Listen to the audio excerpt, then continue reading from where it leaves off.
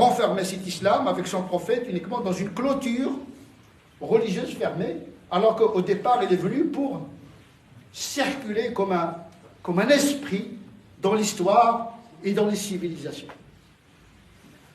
La personne du prophète concentre plusieurs dimensions. La première est une dimension historique. Ce n'est pas une personne mythique. On n'est pas dans la mythologie grecque. On n'est pas dans le khurafa. Même si la mythologie, ce n'est pas forcément le khurafa. La mythologie, c'est autre chose. Mais on peut dire que la mythologie dans son sens le plus péjoratif. Non, le prophète est une personne qui a existé vraiment. Ce n'est pas en se basant sur le Coran et la Sunna, mais en se basant sur le fait historique. À la différence des fondateurs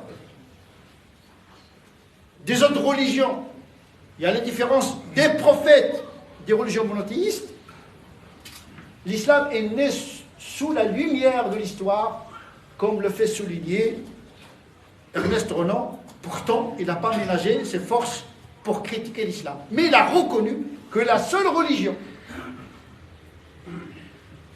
dont l'historicité de son fondateur est établie historiquement parlant. Parce que Moïse, la personne de Moïse se réfère à l'Ancien Testament. Le Testament, c'est un texte religieux. Jésus, sans l'Évangile, n'aurait pas d'existence. Sans le Coran lui-même, Jésus n'aurait pas d'existence. Mais ce sont des textes religieux, ce ne sont pas des textes historiques.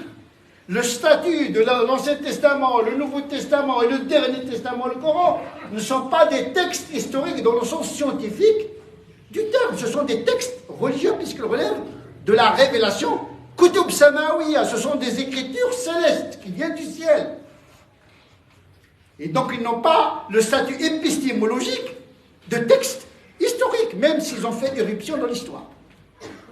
La seule personnalité qui est identifiée historiquement comme une personnalité historique, c'est le prophète Mahomet sallallahu alayhi wa sallam,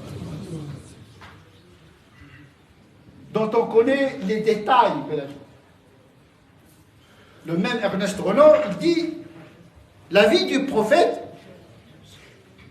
il ne dit pas le prophète parce que pour lui c'est pas un prophète, la vie de Mahomet nous est accessible comme il nous est accessible aujourd'hui l'histoire des réformateurs du XVIe siècle. Il parle de Luther, de Calvin, etc., qui ont réformé la religion chrétienne, c'est-à-dire les protestants. La dernière religion en date. Le protestantisme, la dernière religion en date. Donc la dernière les seuls connus jusqu'à une date récente, c'est Luther, etc. On connaît leur vie. Eh bien, comme on connaît leur vie, on connaît celle de Mohammed sallallahu alayhi wa sallam.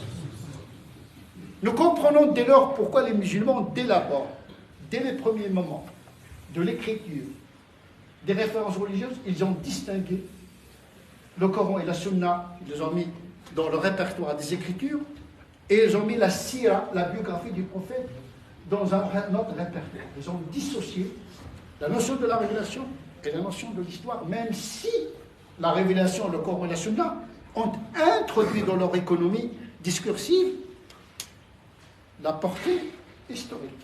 Le Coran, il porte la trace de son histoire, comme la Sunna, il porte la trace de son histoire. Mais ce sont des écritures, ce ne sont pas des livres d'histoire. Le Coran et la Sunna, c'est des références pour les croyants, comme l'Évangile, la Torah sont des références pour les croyants. Mais la Sira, c'est une référence pour tout le monde. Celui qui veut connaître le prophète, il n'a qu'à lire son histoire.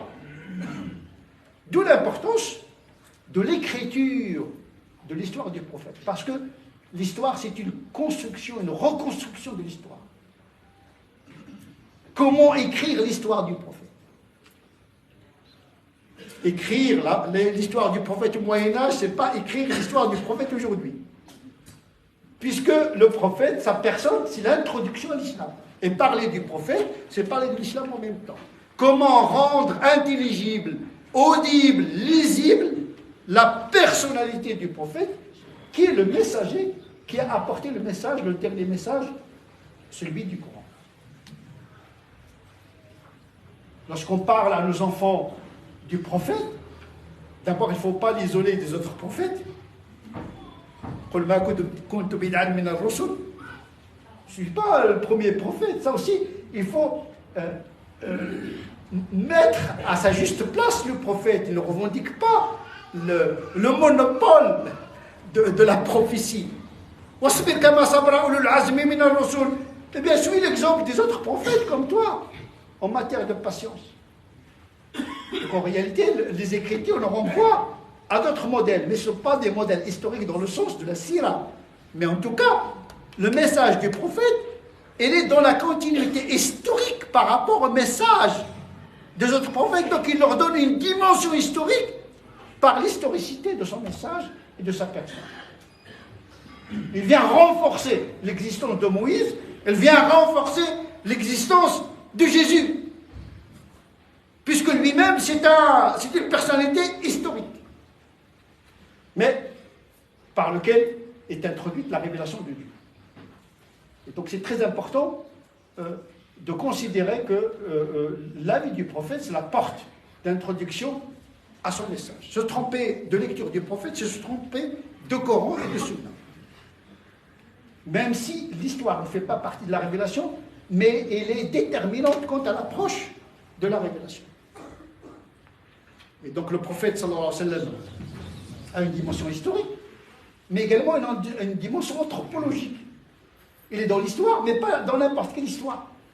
C'est un Mécois, Qurayshite, il y a une ethnicité, il y a une approche ethnologique, anthropologique de la personne du prophète, sallallahu alayhi wa sallam, pour comprendre comment l'absolu de la révélation s'est incarné dans un homme daté situé, comme si l'universel n'est universel que lorsqu'il est intégré et incarné dans le singulier. On peut dire aujourd'hui comment incarner l'islam dans une culture séculière, laïque, française, ici, maintenant. Le Coran nous a donné l'exemple en faisant du prophète l'incarnation du message coranique dans son temps. Et donc le Tanzil, la descente de la révélation sur le cœur, sur le prophète, est un modèle d'intégration de la vérité absolue dans une condition anthropologique historique donnée. Il ne faut pas négliger le particularisme, parce que l'universalisme de la mission du prophète, s'il n'est pas dans une culture donnée, dans une anthropologie donnée, n'a aucun sens, ce serait une violence. C'est-à-dire un islam désincarné.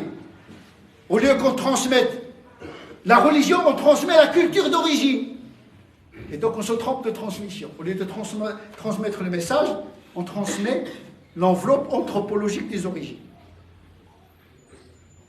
C'est-à-dire une enveloppe vide. La question de la dimension historique et anthropologique du prophète, c'est une question théologique. C'est une question théologique. Donc Dieu a parlé à toute l'humanité à travers un peuple et à travers une personne. Dieu est unique, mais il a créé les êtres uniques, les cultures uniques. Il n'y a que d'unicité. Donc comment, de la Mecque à Médine, le message a déjà opéré une transmutation. Déjà dans le style. Le style mécois est plus éloquent. Parce que les Mécois, ils ne prêtaient attention qu'à l'éloquence, parce que c'est le lieu des concours poétiques, de la littérature. Médine, non, ne s'intéressait pas à la poésie, ni à la littérature. C'était des agriculteurs, etc. C'est pourquoi déjà le style médinois n'était pas aussi vibrant que celui de la Mecque. Déjà la forme du Coran s'est adaptée justement à la culture de la ville où il est censé s'intégrer. On dit qu'il n'y aura qu'un seul islam. On a déjà deux Corans. Il y a le Coran mécois, bien sûr il n'y a qu'un seul Coran. Mais il y a une adaptation du Coran et de son message en fonction des personnes. Et même, il y a une adaptation du message au messager. Parce que Moïse, c'est pas Mohammed sallallahu alayhi wa sallam. Moïse, c'est quelqu'un de dur. Donc sa loi était dure. Donc, il faut qu'il y ait une conformité entre la loi et celui qui va la... Il n'y aura pas une loi très dure donnée à quelqu'un qui est très sensible comme le prophète sallallahu alayhi wa sallam. Notre prophète, c'est comme Abraham. Anthropologiquement, il ressemble à Abraham. cherche la facilité, pas la contrainte, sensible. On verra cette dimension anthropologique du prophète, caractérisée par la timidité, la sensibilité et la fragilité. Mais attention, cette fragilité est puissante. Parce qu'on ne peut pas être un messager si on ne sent pas la fragilité de l'être humain. Il faut vivre la fragilité et la faiblesse dans sa chair pour pouvoir apporter son message à la vulnérabilité humaine. Les prophètes devraient être vulnérables. Mais leur force est dans leur vulnérabilité. On montre le prophète comme quelqu'un qui n'a pas de sentiments, qu'il n'y a que l'épée, le couteau entre les dents, et en train de faire les razzias partout. C'est l'image qu'on véhicule ici en Occident. Parce que les musulmans, quand ils parlent de leur prophète, ils mettent toujours en relief les combats et les guerres. Le prophète n'était pas guerrier. Il était pacifique. Déjà à la Mecque, il appartenait à Helf al-Fodol, il appartenait à un syndicat de pacification et de règlement des conflits. Donc déjà, il était préparé. Et donc, il avait une prédisposition anthropologique pour pouvoir porter ce message. Et donc, il appartenait à une culture, il avait ses particularités personnelles. Il aimait certaines choses, il détestait certaines choses qui ne relevaient pas de sa mission en tant que prophète. Mais il avait également des prédispositions morales. Le prophète n'a pas découvert la morale avec le Coran. Il dit je suis envoyé pour parfaire la morale, mais la morale est déjà disponible. Elle était véridique, il aimait secourir les gens, etc. Donc il avait déjà les vertus incarnées au niveau moral. Lorsqu'il a douté de sa mission, Khadija l'a rassuré. Il a dit, Dieu ne peut pas te laisser tomber. Tu es quelqu'un qui pratique la piété filiale. Tu aidais les pauvres. Tu ne mens jamais. Jamais Dieu ne te laissera. Tu es bon. Voilà, tu es bon.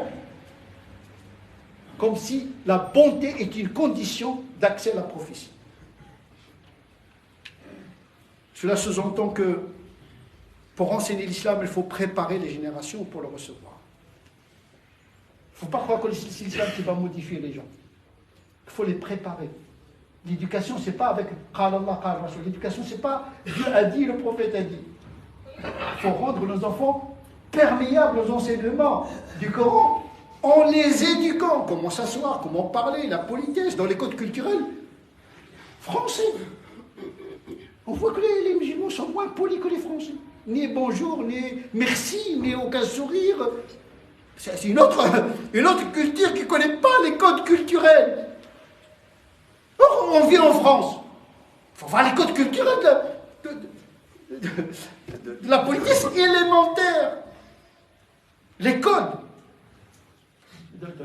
morale, il faut les intégrer. Donc le prophète sallallahu alayhi wa sallam avait une morale, mais incarnée dans son univers culturel. Le urf. C'est pour cette raison qu'il faut préparer les gens. Parce que le prophète a dit, les meilleurs d'entre vous en islam, c'est déjà les meilleurs d'entre vous avant l'islam. Donc il faut préparer le récipiendaire, ou bien le récipient humain qui va recevoir les enseignements. Yuzakihim wa yu'allimuhumul kitab. Il les éduque avant même de leur enseigner la religion. Il avait également des prédispositions spirituelles, puisqu'il passait beaucoup de temps dans la méditation. Il était amoureux de la méditation. Il était fasciné par Dieu, par le divin. Il n'a pas découvert Dieu avec la révélation. Il était déjà en connexion, par intuition et instinct, par le fitra, avec la divinité. C'est pourquoi il réserverait une partie de sa vie à la méditation dans la grotte de Hira, la banlieue de la Mecque, où Dieu a choisi de se manifester, à la périphérie, dans une grotte. Ce n'est pas dans un palais. Dieu, il se manifeste au petit. Pour être grand, il faut être petit. C'est pourquoi le prophète est né dans la vulnérabilité. Il était orphelin. Il était discret. Agissant et discret. Même une fois prophète, on ne peut pas le distinguer de ses compagnons, tellement il est effacé.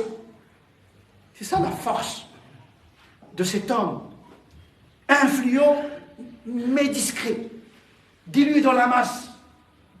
C'est-à-dire le centre de gravité est un rayonnement par sa simple présence. Sadiq al-Amin, le vérité, qu'il est déjà quelqu'un de sûr avant l'islam. Les Arabes n'ont pas découvert les vertus du prophète. D'où l'importance de l'histoire. J'ai une histoire avec vous. Je ne vais pas devenir un menteur une fois prophète. J'ai jamais menti. Donc la crédibilité historique est très, très importante. Pour être écouté, notamment nous autres musulmans en Occident, pour être écouté, compris, il faut être crédible. Quand on voit des vendeurs de drogue et des menteurs parler de l'islam dans l'entreprise, dans la rue, on ne peut pas être crédible si on n'incarne pas nous-mêmes les vertus de l'islam. C'est porter préjudice à l'islam. Aujourd'hui, tout le monde parle de l'islam. Halal, haram.